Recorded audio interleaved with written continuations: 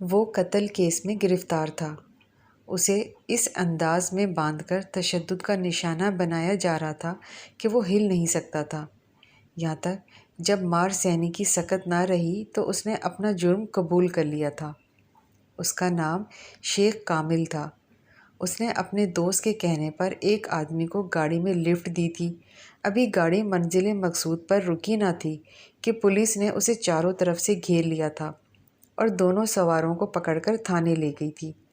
وہاں جا کر پتہ چلا تھا کہ شیخ کامل نے جسے لفٹ دی تھی وہ شخص قتل کر کے فرار ہوا تھا اور کسی آدمی نے اسے اس گاڑی میں سوار ہوتے دیکھا تو پولیس کو اطلاع دی۔ پولیس نے فوراً ہی گاڑی کا پیچھا شروع کیا اور مناسب موقع دیکھ کر دونوں کو گرفتار کر لیا تھا۔ جب دونوں کو تھانے لے جایا گیا تو شیخ کامل اس شخص کے جرم کا علم ہوا تھا۔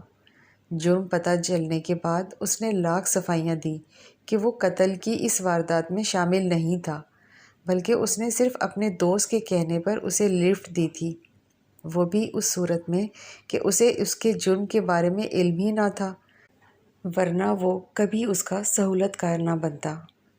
مگر قانون تو اندھا ہوتا ہے، اور پھر پولیس والوں کے ہاتھ کوئی لگ جائے تو وہ اسے دیکھ کر اندھے ہو جاتے ہیں۔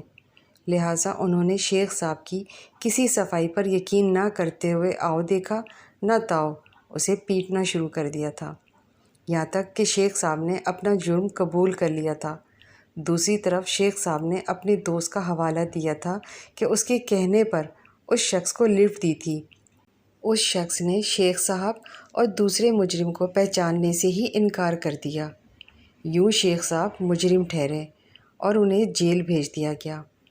ایک عرصے بعد شیخ صاحب نے دل کی باتیں شیئر کرتے ہوئے اپنے جیل کے ساتھی کو بتایا کہ بے شک میں اس جرم میں شریک نہیں تھا، مگر مجھے قتل کے جرم میں سزا ٹھیک ہوئی ہے، جس پر سامنے والا شخص حیران ہو کر شیخ صاحب کو دیکھنے لگا۔ شیخ صاحب نے اپنی بات کو مزید آگے بڑھاتے ہوئے بتایا کہ میں نے محبت کی شادی کی تھی، میری بیوی نے میری خاطر سب کچھ چھوڑ دیا، مگر 1.5 سال بعد جب وہ امید سے تھی تو میں بھی اس سے اکتا گیا اور میں نے اس سے جان چھڑانے کا منصوبہ بنایا۔ میں اپنی بیوی کو مری لے جانے کے بہانے ساتھ لے کر ٹرین میں سوار ہوا اور راستے میں رات کے وقت اسے چلتی ٹرین کے دوران دروازے لے گیا تاکہ وہ سفر کو انجوائے کر سکے، اور وہیں اسے چلتی ٹرین سے دھکا دے کر موت کے گھاٹ اتار دیا۔ اس کی چیخ بھی ٹرین کے شور میں دب کر رہ گئی تھی۔ میں اگلے اسٹیشن پر اتر کر واپس کراچی آ گیا اور آج تک میرے اس جرم کی کسی کو کانوں کان خبر نہ ہوئی، یہاں تک میں بھی اسے بھول گیا۔ مگر خدا کو میرا جرم معلوم تھا، لہٰذا میں نے دوستی نبھانے کی خاطر ایک شخص کو لفٹ دی، اور میری یہ نیکی مجھے میرے جرم کی سزا دلوانے کا ذریعہ بن گئی۔ آج میں اس جرم میں بظاہر بے گناہ ہوں، مگر مجھے یقین ہے کہ میں کبھی خود کو بے قصور ثابت نہیں کر سکوں گا۔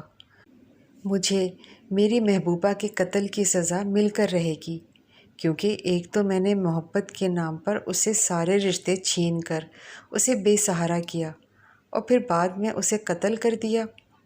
قتل کرتے ہوئے مجھے یقین تھا اگر میں اس کے قتل میں پکڑا بھی جاؤں تو باعزت بری ہو جاؤں گا، کیونکہ کیس کی پیروی کرنے والا کوئی نہیں تھا، مگر میں بھول گیا تھا اللہ تعالیٰ کی ذات کے پاس ہر چیز کا ثبوت ہے، اور میں اس دنیا کی عدالتوں سے بچ بھی جاؤں تو اللہ تعالیٰ کی عدالت سے نہیں بچ سکتا۔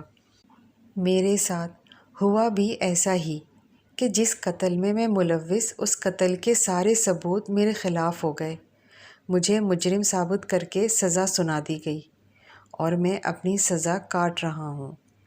میں اپنی کہانی کے ذریعے لوگوں کو یہ سبق دینا چاہتا ہوں کہ دنیا میں جن کا کوئی نہیں ہوتا اس کا بھی خدا ہوتا ہے، اور اللہ تعالیٰ سے بڑی تو کوئی طاقت ہی نہیں ہے، لہٰذا کبھی کسی کو لاوارث سمجھ کر اس پر ظلم نہ کریں۔ اگر آپ اس طرح کی ویڈیوز روزانہ دیکھنا چاہتے ہیں تو ہمارے چینل کو سبسکرائب کریں، لائک کریں اور بیل آئیکن کو آل کلک کریں۔